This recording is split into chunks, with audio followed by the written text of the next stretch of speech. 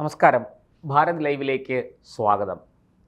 ഒരു അല്പം മുമ്പാണ് നമ്മൾ ബംഗാളിൽ തൃണമൂൽ കോൺഗ്രസിൽ നിന്ന് എംപിമാരും MLAമാരും പുതിയൊരു പാർട്ടിയിലേക്ക് ചേക്കേറുന്ന വാർത്ത ചർച്ച ചെയ്തത്. അതിന് പിന്നാലെ ഇപ്പോൾ ഇതാ പുതിയ ഒരു വിവരം നമുക്ക് ലഭിച്ചിരിക്കുന്നു. അതായത് ബംഗാളിൽ തൃണമൂൽ പിളർന്നതിന് പിന്നാലെ മഹാരാഷ്ട്രയിലെ ശിവസേന ഉദ്ധവ് താക്കറെ വിഭാഗം പിളരുന്നു എന്ന വാർത്തയാണ് പുറത്തു വരുന്നത്.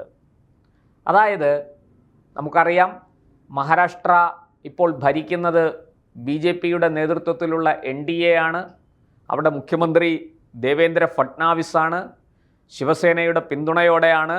വാസ്തവത്തിൽ ശിവസേനയുടെ പിന്തുണ ഇല്ലെങ്കിൽ പോലും BJPക്ക് അവിടെ ഭരിക്കാം. കാരണം അത്ര വലിയ മെജോറിറ്റിയാണ് BJPക്ക് അവിടെ കിട്ടിയത്. പക്ഷേ ശിവസേനയുടെ പിന്തുണയോടെയാണ് BJP അവിടെ ഭരിക്കുന്നത്. ശിവസേന ഏകനാഥ് ഷിൻഡെ വിഭാഗമാണ് BJPയെ പിന്തുണയ്ക്കുന്നത്. അവിടെ അവർ NDAയുടെ ഭാഗമാണ്. അതായത് നേരത്തെ ഉദ്ധവ് താക്കറെ BJPയെ വിട്ട് ശരത് പവാറിൻ്റെ NCPയുടെയും കോൺഗ്രസിൻ്റെയും പിന്തുണയോടുകൂടി അവിടെ മുഖ്യമന്ത്രിയായിരുന്നു. ആ ഒരു മാറ്റത്തിന് ശേഷം NDA വിട്ട് പോയ ശിവസേന പിന്നീട് പിളരുന്ന കാഴ്ചയാണ് നമ്മൾ കണ്ടത്. അങ്ങനെ പിളർന്ന് ഏകനാഥ് ഷിൻഡെയുടെ നേതൃത്വത്തിൽ ഒരു വിഭാഗം MLAമാർ കൂറുമാറ്റ നിരോധന നിയമത്തെയും മറികടന്ന് അവിടെ പിളർന്ന് പുതിയ ഒരു ശിവസേനയായി മാറി.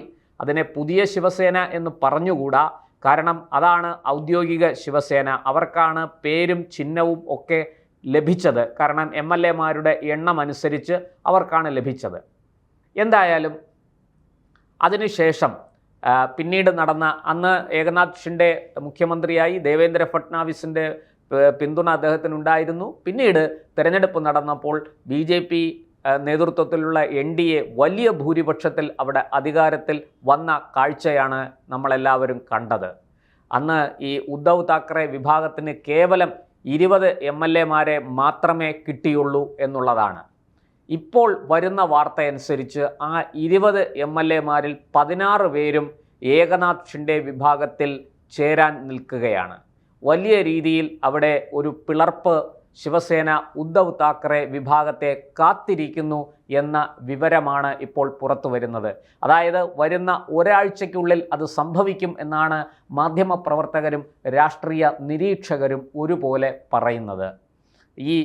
ഇപ്പോൾ ഉദ്ധവ് താക്കറെയ്ക്കൊപ്പം നിൽക്കുന്ന 20 MLAമാരിൽ 16 പേരും മാറി ഏകനാഥ് ഷിൻഡെ വിഭാഗത്തിലെത്തുന്നു. അതായത് പഴയ ശിവസേനയുടെ പൂർവ്വരൂപത്തിൽ മാതൃസംഘടനയിൽ, അങ്ങനെ വേണമെങ്കിൽ പറയാം, അതിലേക്ക് എത്തുന്നു എന്നുള്ളതാണ് ഇവിടെ ലഭിക്കുന്ന വിവരം.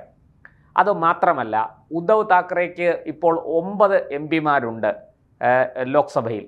അതിൽ 6 MPമാർ ശിവസേന വിട്ട് ഏകനാഥ് ഷിൻഡെ വിഭാഗത്തിനൊപ്പം ചേരും. അതായത് NDAയിലേക്ക് വരും എന്നാണ് അറിയുന്നത്.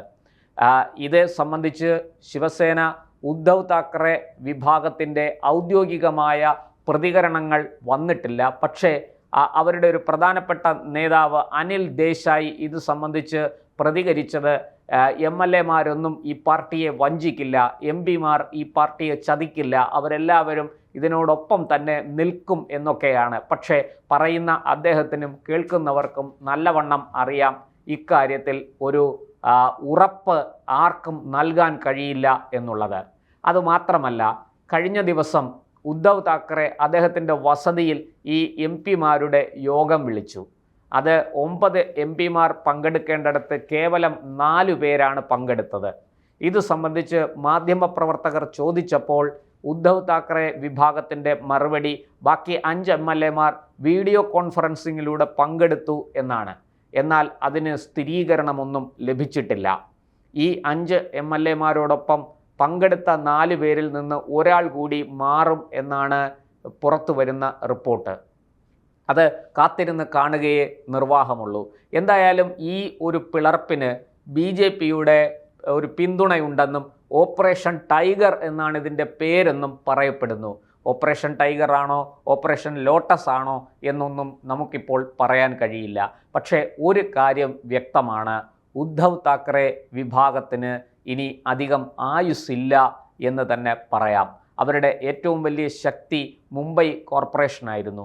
ആ മുംബൈ കോർപ്പറേഷനിൽ അവർക്ക് വിജയിക്കാനായില്ല. എത്രയോ വർഷം തുടർച്ചയായിട്ട്, അതായത് സംസ്ഥാന ഭരണം ഉണ്ടായിരുന്നപ്പോഴും ഇല്ലാതിരുന്നപ്പോഴും മുംബൈ കോർപ്പറേഷൻ ശിവസേനയുടെ നേതൃത്വത്തിലാണ് ഭരിച്ചിരുന്നത്. അതിന് ഈ കുറി വലിയ ഇടിവ് ഉണ്ടായി. അത് BJP പിടിച്ചെടുക്കുന്ന കാഴ്ച നമ്മൾ കണ്ടു. അതിന് കാരണം ഉദ്ധവ് താക്കറെ അവരുടെ ചിരവൈരികളായ കോൺഗ്രസിനും NCPക്കും ഒപ്പം ചേർന്നു എന്നുള്ളതാണ്. NCP ശരത് പവാർ വിഭാഗത്തിന് പൂനെ ഉൾപ്പെടെയുള്ള സ്ഥലങ്ങളിൽ വലിയ സ്വാധീനമുണ്ട്. പക്ഷേ ആ NCPയും പിളരുന്ന കാഴ്ചയാണ് നമ്മൾ കണ്ടത്. അദ്ദേഹത്തിൻ്റെ മരുമകൻ, അദ്ദേഹത്തിൻ്റെ അനന്തരവൻ ശ്രീ അജിത് പവാറിൻ്റെ നേതൃത്വത്തിൽ വലിയൊരു വിഭാഗം MLAമാരും MP മാരും മാറി NCP അദ്ദേഹത്തിൻ്റെ നേതൃത്വത്തിൽ ഒരു പുതിയ വിഭാഗമാവുകയും തെരഞ്ഞെടുപ്പ് കമ്മീഷൻ അവരെ ഔദ്യോഗിക NCP ആയിട്ട് അംഗീകരിക്കുകയും ചിഹ്നം അവർക്ക്, അതായത് ക്ലോക്കായിരുന്നു അവരുടെ ചിഹ്നം, ആ ക്ലോക്ക് അവർക്ക് തന്നെ ഉപയോഗിക്കാം, ആ ചിഹ്നം തന്നെ ഉപയോഗിക്കാം എന്ന ഒരു തീരുമാനം ഉണ്ടാക്കുകയും ചെയ്തു. അതിൻ്റെ അടിസ്ഥാനത്തിൽ പിന്നീട് അജിത് പവാർ ഒരു വിമാനാപകടത്തിൽ മരണപ്പെട്ടു. അങ്ങനെ ഒരു സംഭവം ഉണ്ടായെങ്കിലും ഇപ്പോൾ അദ്ദേഹത്തിൻ്റെ ധർമ്മപത്നി മഹാരാഷ്ട്രയിലെ ഉപമുഖ്യമന്ത്രിയാണ്. അവരെ BJP മുന്നോട്ട് കൊണ്ടുവന്നു. BJPയുടെ പിന്തുണയോടുകൂടി NCPയിൽ അവർ ഉപമുഖ്യമന്ത്രിയായി ചുമതലയേറ്റു. എന്തായാലും ഈ NCP അജിത് പവാർ വിഭാഗവും ശിവസേന ഏകനാഥ് ഷിൻഡെ വിഭാഗവും BJPക്കൊപ്പം ഉറച്ചു നിൽക്കുകയാണ്. അവരുടെ MLAമാരും MP മാരും NDAയിലാണ് ഇപ്പോൾ പ്രവർത്തിക്കുന്നത്, അല്ലെങ്കിൽ NDAയുടെ ഭാഗമാണ്. എന്നാൽ ഈ ശേഷിക്കുന്ന ഒരു ചെറിയ ഭാഗം ശരത് പവാറിനൊപ്പം NCPക്കാരുണ്ട്. അദ്ദേഹത്തിൻ്റെ മകൾ സുപ്രിയ സുലെയാണ് ഇപ്പോൾ അതിന് നേതൃത്വം നൽകുന്നത്. ഇടക്കാലത്ത് അവരുൾപ്പെടെ BJPയിലേക്ക്, അതായത് NDAയുടെ ഭാഗമായി തീരും എന്ന് കേട്ടിരുന്നു. പക്ഷേ ശരത് പവാർ ജീവിച്ചിരിക്കുന്നിടത്തോളം കാലം അത് സാധിക്കും എന്ന് എനിക്ക് തോന്നുന്നില്ല. അതിന് BJP അനുവദിക്കുമെന്നും തോന്നുന്നില്ല. അദ്ദേഹത്തെ BJPയുടെ ഭാഗമാക്കാൻ, NDAയുടെ ഭാഗമാക്കാൻ BJP കേന്ദ്ര നേതൃത്വം ഉൾപ്പെടെയുള്ളവർ തയ്യാറാകും എന്ന് എനിക്ക് തോന്നുന്നില്ല. എന്തായാലും അത് രാഷ്ട്രീയമാണ്, നമുക്കൊന്നും പറയാൻ കഴിയില്ല, പ്രവചനാതീതമാണ്, എന്തും സംഭവിക്കാം. പക്ഷേ ശിവസേന ഉദ്ധവ് താക്കറെ വിഭാഗത്തിൻ്റെ ഈ ഒരു ഗതി അത് മുൻകൂട്ടി രാഷ്ട്രീയ നിരീക്ഷകരടക്കമുള്ളവർ കണ്ടിരുന്നു. കാരണം ഉദ്ധവ് താക്കറെ ബാൽ താക്കറയെ പോലെ മഹാരാഷ്ട്രയെ കൈവെള്ളയിലിട്ട്, മറാഠ രാഷ്ട്രീയത്തെ കൈവെള്ളയിലിട്ട് അമ്മാനമാടാൻ കഴിയുന്ന ഒരു നേതാവല്ല.